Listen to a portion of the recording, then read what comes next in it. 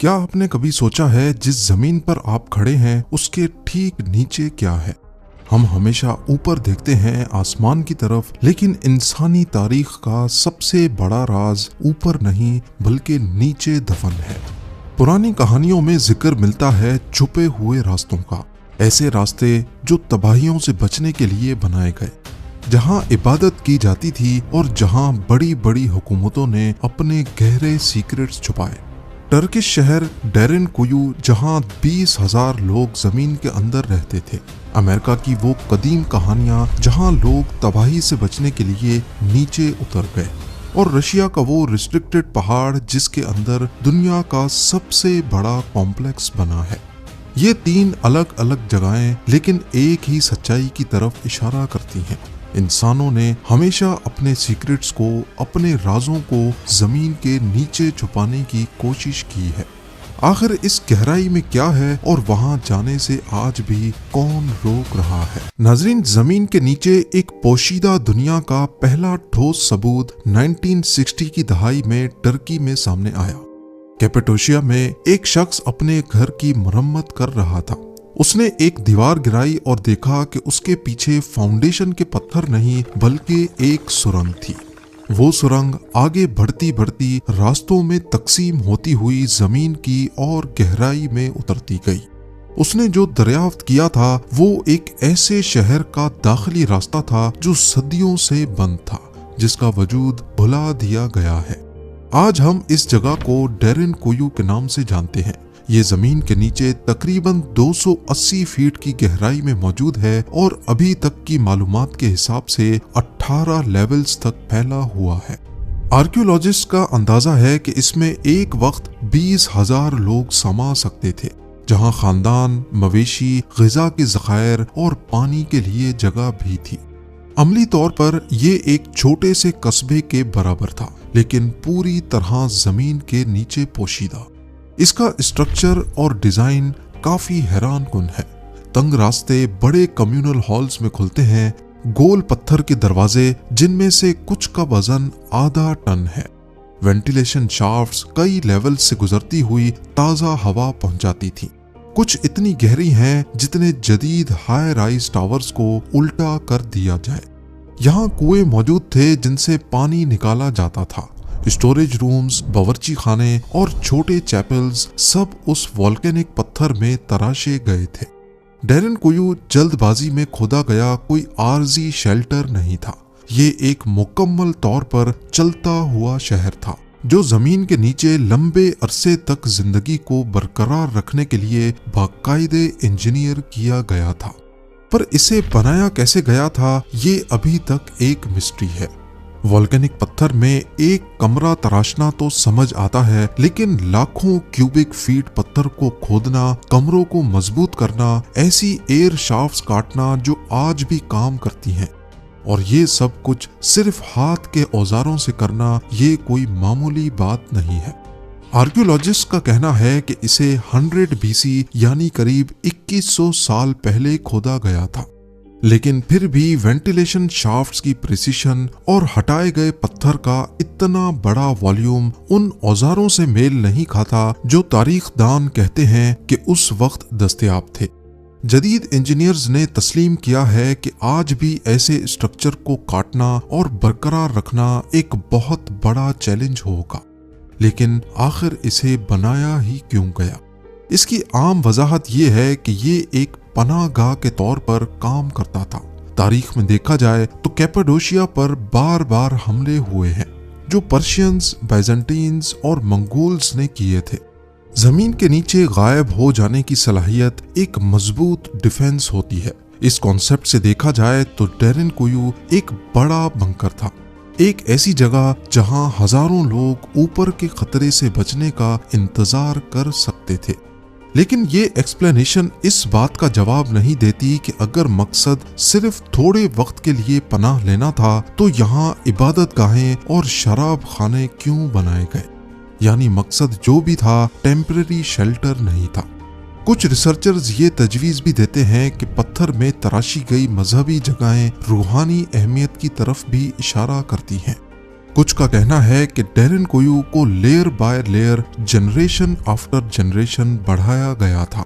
Darren कोयू 1960 की दहाई तक गुमनाम रहा, इसलिए नहीं कि ये तबाह हो गया था, बल्कि इसलिए कि इसके दाखिली रास्ते बंद कर दिए गए थे। सदियों तक ऊपर रहने वालों को पता ही नहीं था कि उनके घरों के बिल्कुल नीचे कभी एक पूरा शहर आबाद होता था। यहाँ तक कि अब भी इसके कुछ हिस्से बंद और कुछ रास्ते ब्लॉक्ड हैं। आर्कियोलॉजिस्ट को शक है कि यहाँ इससे भी गहरे लेवल्स मौजूद हो सकते हैं, लेकिन उनका नक्शा कभी नहीं बनाया गया। यहाँ के लोकल्स का दावा है कि ये सुरंगें मीलों तक फैली हुई हैं, जो डैरेन कोयू को कैपाडोशिया में ही दूसरी अंडरग्राउंड सिटीज को आपस में जोड़ती हैं।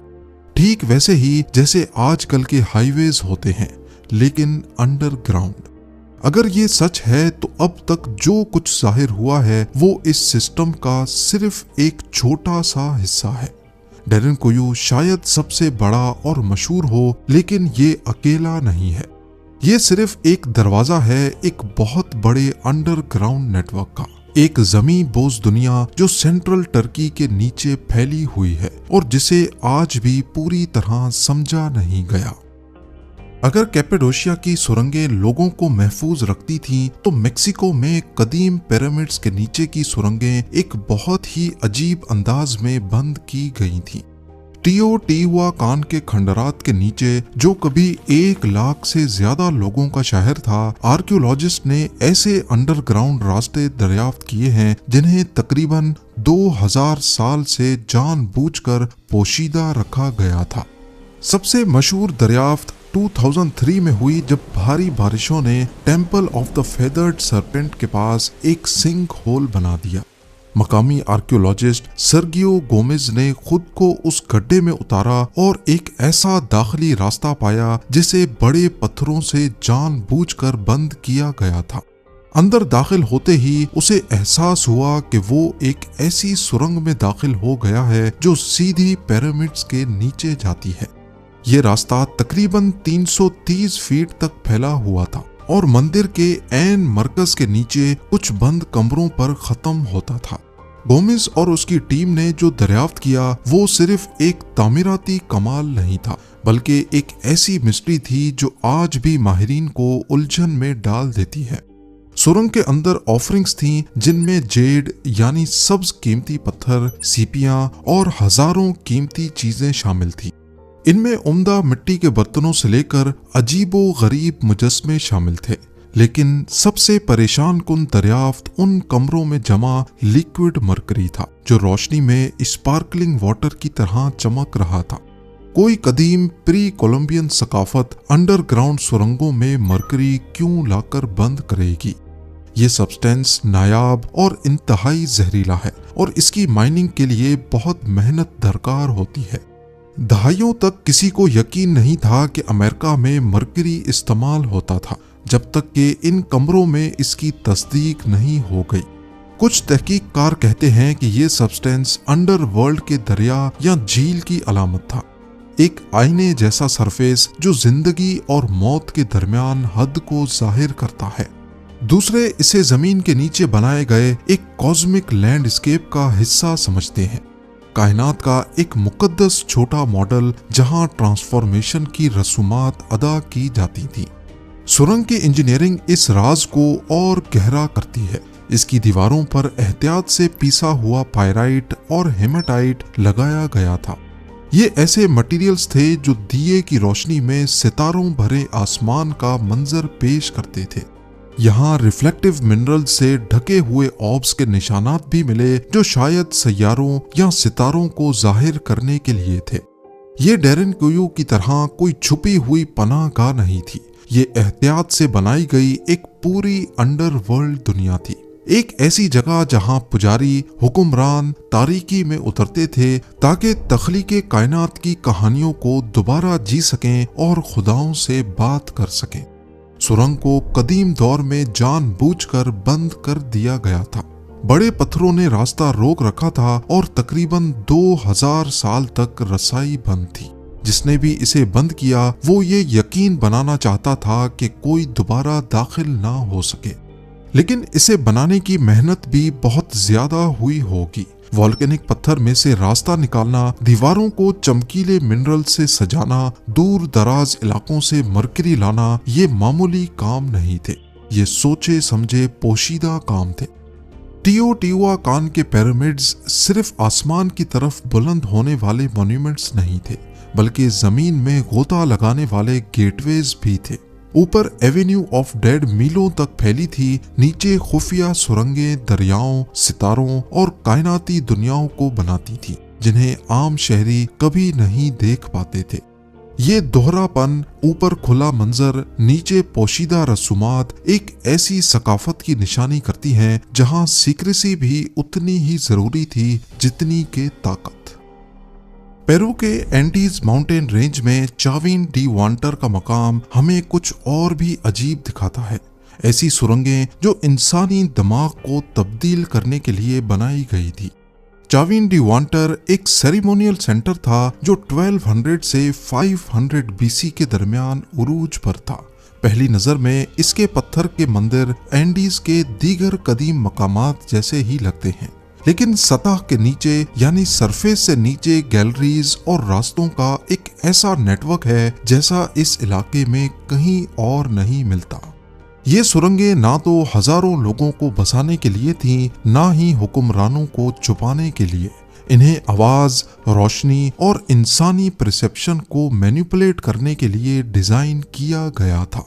जी हाँ, इस मकाम को स्टडी करने वाले आर्कियोलॉजिस्ट ने इन गैलरीज को गूंजने वाले कमरे और डिसओरिएंटिंग लैबिरिंथ्स यानी भूल भुलैया करार दिया है। कुछ रास्ते इतने तंग हैं कि एक इंसान मुश्किल से गुजर सकता है। दूसरे अचानक बड़े कमरों में खुलते हैं जहां आवाज लगाने पर ऐसा लगता है कि वही आवाज वापस आपकी तरफ आ रही है, और वो भी हर डायरेक्शन से। 1992 में किसानों के एक ग्रुप ने चाइना की ज़ीजियांग प्रोविंस में एक तालाब को खुश्क करने का फैसला किया। नस्लों से पानी एक कुदरती गड्ढे को भर रहा था और मकामी लोग समझते थे कि ये सिर्फ एक कुदरती चीज है। लेकिन जब पानी पंप करके निकाला गया तो जो चीज सामने आई उसने सबको हिलाकर रख दिया। तालाब के नीचे एक बहुत बड़ी हाथ से तराशी गई गुफा का दाखिली रास्ता था, और ये अकेली नहीं थी। अगले कुछ सालों में 2 दर्जन से ज्यादा ऐसे ही कमरे दरियाफ्त हुए, जिन्हें अब लोंगयू केव्स के नाम से याद किया जाता है। हर एक कमरा बहुत बड़ा है, ऊंची छतों, वसी हॉल्स और दीवारों पर हाथ के औजारों के वसी निशानात हैं। लेकिन इनकी तामीर का कोई तारीखी रिकॉर्ड, कोई तहरीर, कोई मकामी हिस्ट्री नहीं है।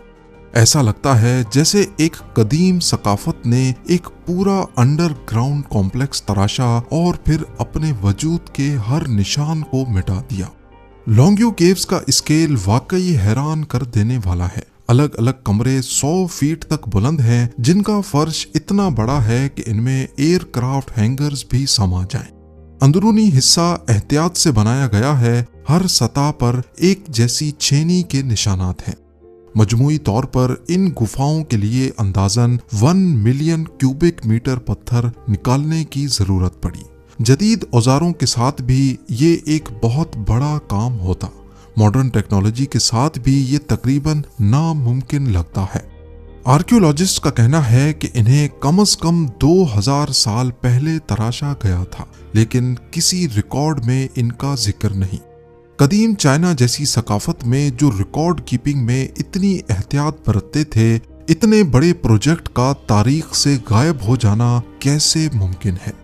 कुछ कहते हैं ये पत्थर की कानें थीं, लेकिन अगर ऐसा होता तो दीवारों को सजावटी चिज़ल मार्क से क्यों फिनिश किया गया? और ये कमरे बिल्कुल खाली क्यों हैं? कोई मलबा नहीं, कोई आर्टिफैक्ट्स नहीं। ये राज अभी तक राज है। जमीन के नीचे हमेशा से इंसानियत ने वो छुपाया है जो सबसे अहम है। शहर, हथियार और शायद ऐसे राज जिन्हें जानने की हमें इजाजत नहीं। सब तारीकी में दफन है, इंतजार कर रहे हैं कि उन्हें खोदा जाए।